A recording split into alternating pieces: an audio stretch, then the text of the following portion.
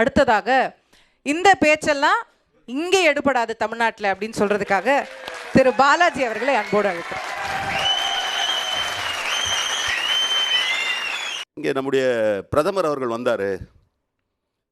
அது என்னது, என் மண் என் மக்கள், இந்த மண் மக்கள் தண்ணியில் தத்தளித்து செத்து போய் கிடந்தான். அப்போ எட்டி பார்க்கறதுக்கு வழி இல்லை அவருக்கு.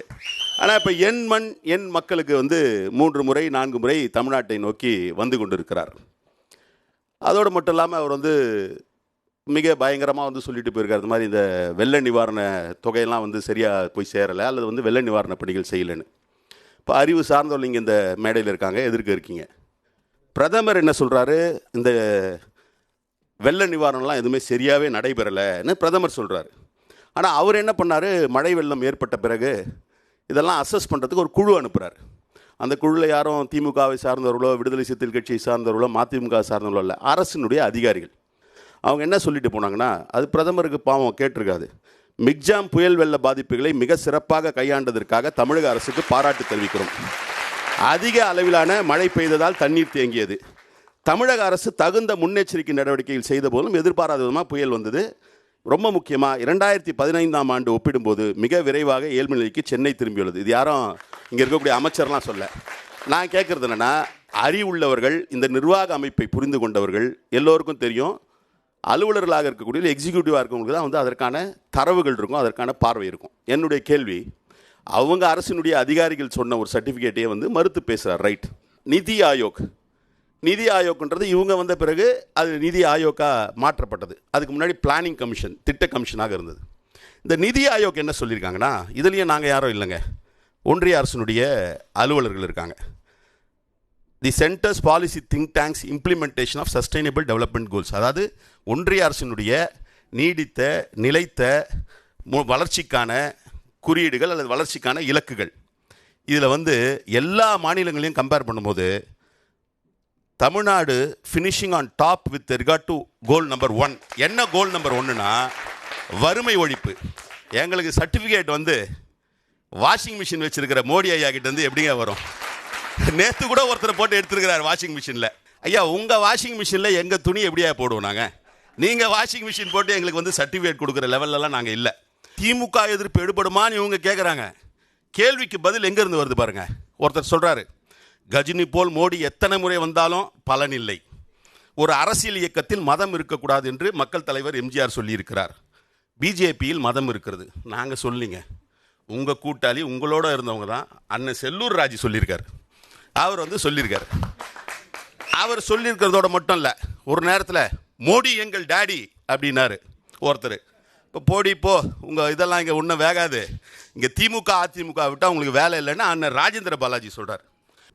மோடி அவர்களை பொறுத்தவரை திமுக மீது ஏதோ ஒரு அச்ச உணர்வு இருக்கிறது என்பதாகத்தான் நினைக்கிறேன். அதனால தான் கலைஞரை பார்த்தாரு. ஆனால் நான் கேட்குறது என்னென்னா, இன்றைக்கி அப்படியே ரொம்ப பாசம் பொழிகிறார் அம்மையார் ஜெயலலிதா மீது. அதிமுக உணர்வு உள்ளவர்கள் அல்லது அம்மையார் ஜெயலலிதா மீது பற்றுக்கொண்டவர்கள் இதை சிந்தித்து பார்க்கணும். செப்டம்பர் 23ஆம் ஹாஸ்பிட்டல் அட்மிட் ஆகிறாங்க. டிசம்பர் 5ஆம் இறக்குறாங்க. 3 மாதம் இருந்தாங்க ஹாஸ்பிட்டலில். எங்கெங்கேயோ போகிறீங்க, யாரையோ பார்க்குறீங்க, வாய்ப்பு இருந்தால் ஷில்பா ஷெட்டிக்கு அப்பாயின்மெண்ட் கொடுக்குறீங்க. இங்கே அம்மையார் ஜெயலலிதா இந்த நாட்டினுடைய முதலமைச்சர். அதை உணர்ந்து தான் முதலில் அரசியல் மாறுபாடுகளை கடந்து அவங்கள போய் பார்த்தது விடுதலை சிறுத்தைகள் கட்சியுடைய தலைவர் எழுச்சி தமிழர். எங்களுக்கு அந்த பொறுப்புணர்வு இருக்குது. இப்போ மட்டும் இவங்க வெள்ள நிவாரணத்திற்கு பணம் கொடுப்பதில் பாரபட்சமான நிலை காட்டல. குஜராத்தில் இல்லை அந்த நேரத்தில் கர்நாடகத்திலையோ அங்கெல்லாம் ஏதாவது பிரச்சனைனா பணத்தை அள்ளி அள்ளி கொடுக்குறாங்க. இப்போ இந்த ஆட்சி போது மட்டும் இல்லை, இவங்க 2014 ஆட்சிக்கு வந்தாங்க. 2015 வெள்ள சேதத்துக்கு நம்ம கேட்டது 25,912 கோடி. அவங்க வாரி வழங்கியது 1,365 கோடி. வர்தா புயலில் பாதிக்கப்பட்ட 22,573 கோடி கொடுத்தாங்க. ஐயா மோடி எடுத்து எடுத்து எடுத்து கொடுத்தாரு, 218 கோடி கொடுத்தாரு. ஒக்கி புயலில் 9,302 கோடி கேட்டோம். இதெல்லாம் இந்த ஆட்சியில், கடந்த கால ஆட்சியில் 133 கோடி கொடுத்தாரு. 2018 கஜா புயலுக்கு 15,000 கோடி கேட்டோம், 1,146 கோடி கொடுத்தாரு. அப்போவும் இந்த பிரச்சனை இருந்தது, இப்போ இருந்த பிரச்சனை இது. எங்கேருந்து கொடுக்குறீங்க? பிஎம் ஆவாஸ் யோஜனாக்கு யார் வீட்டு பணத்தை எடுத்துகிட்டு வந்து கொடுக்குறீங்க? ஒன்றியத்துக்கு மாநிலங்கள்லேருந்து போகிற பணத்தில் ஒரு பங்கை கொடுக்குறீங்க. பிஎம் வீடு கட்டும் திட்டம், மோடி வீடு கட்டும் திட்டம்ன்றீங்க.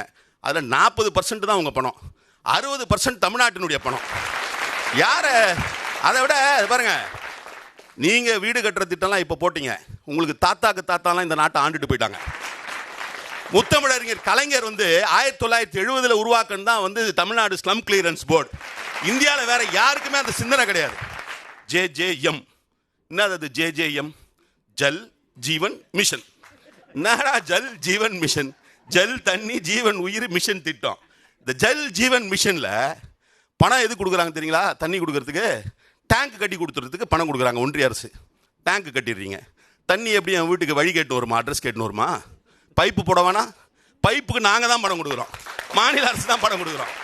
இதெல்லாம் இல்லைன்னு சொல்லுங்க. இதை விட உங்களுக்கு இப்போதான் ஜேஜேஎம். நாங்களும் மறுபடியும் சொல்கிறேன், நாங்கள் அதுக்கு முன்னாடியே டுவாடு தமிழ்நாடு குடிநீர் வடிகால் வாரியம் உருவாக்கப்பட்டது 1971. யார்கிட்ட வந்து ஆட்சியை பற்றி பேசுகிறீங்க? யார்கிட்ட வந்து நிர்வாகத்தை பற்றி பேசுகிறீங்க? எந்த ஊரில் வந்து பேசுகிறீங்க வளர்ச்சியை பற்றி? பார்லிமெண்ட்டு யாருக்கு கட்டுறது? பார்லிமெண்ட்டு நாட்டில் தேர்ந்தெடுக்கப்பட்ட பிரதிநிதிகள் போகிறது. பிரதமர் போகலாம். நம்ம ஊரில் பார்லிமெண்ட்டில் சாமியார் போகிறாரு, ராமர் கோயிலில் பிரதமர் போகிறாரு. என்னையா அது? நான் வேணான்னு சொல்ல, உங்கள் நம்பிக்கைகள்லாம் ஓகே, உங்கள் நம்பிக்கைகள்லாம் மதிக்கிறோம். பார்லிமெண்ட்டில் தேர்ந்தெடுக்கப்பட்ட பிரதிநிதிகளை விடுங்கன்னா அங்கே சாமியாரை கூட்டு போய் உட்கார வைக்கிறீங்க. ஆனால் ராமர் கோயிலில் சாமியாருங்க புலம்புறாங்க. அதெல்லாம் நீ பண்ணக்கூடாது பூஜை. உனக்கு என்ன இருக்குது? இது ஒரு பக்கம். இப்போ எனக்கு என்ன சந்தேகம்னா, இப்போ ஒரு நரேஷன் செட் பண்ணுறாங்க. அண்ணன் ரமேஷ் கூட அதை வந்து அப்படியே டச் பண்ணார். அப்படியே வாக்கு சதவீதம் பிஜேபிக்கு அதிகரித்து விட்டது, அவர்கள் 1 ஜெயிப்பார்களா 2 ஜெயிப்பார்களான்னு. இப்போ எனக்கு என்ன சந்தேகம் வருதுன்னா, இப்போ இங்கே எல்லாருமே கேட்பாங்க, நீங்கள் இவிஎம்மை பற்றி பேசுகிறீங்க, நீங்கள் எப்படி ஜெயிச்சிங்கன்னு. ஒரு ஊரில் திருட்டு பயம் இருக்குன்றீங்க, நான் ஒழுங்காக பூட்டு போடுறேன், காவலாளியை போடுறேன், என் வீடு பாதுகாப்பாக இருக்குது. தமிழ்நாடு அது மாதிரி இவிஎம்லேருந்து பாதுகாப்பாக இருக்குது. எங்களுக்கு தேர்தல் நடைமுறை தெரியும், எங்களுக்கு தெரியும் தேர்தல், எங்களுக்கு பின் பேப்பர் சீலும் தெரியும், அதை எப்போ கரெக்ட் பண்ணணும்னு தெரியும். பாவம் வடநாட்டில் இன்னும் வந்து போதுமான அறிவு இல்லை, மன்னிக்கணும், அறிவுன்னு சொல்கிறது நாலேஜ் இல்லை. அங்கே வந்து இவங்க தகுடு திட்டம்லாம் பண்ணுறாங்க. தலைமை தேர்தல் ஆணையம் நியமிக்கிறதுக்கு உச்சநீதிமன்றம் என்ன சொல்கிறாங்க? 3 பேர் போன்ற கமிட்டி போடுங்க. பிரதமர், ஒரே நிமிஷம், பிரதமர், எதிர்கட்சி தலைவர், உச்சநீதிமன்ற நீதிபதி. எதுக்குன்னா இவங்க 2 பேர் அரசியல் சார்ந்தவங்க, இவர் நீதித்துறையை சார்ந்தவர். ஏதாவது பிரச்சனை வந்ததுன்னா இவர் தலையிடுவார்.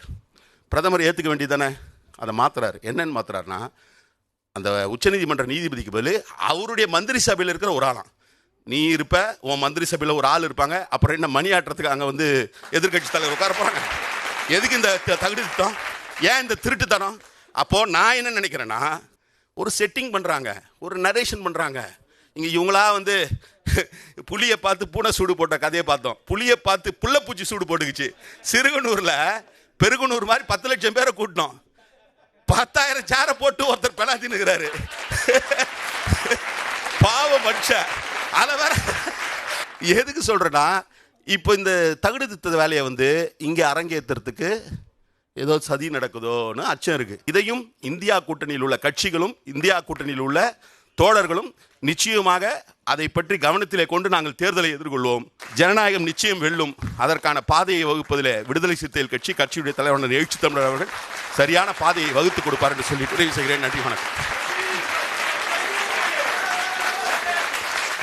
திரு பாலாஜி அவர்களுக்கு மிக்க நன்றி அவருடைய அருமையான உரைக்காக.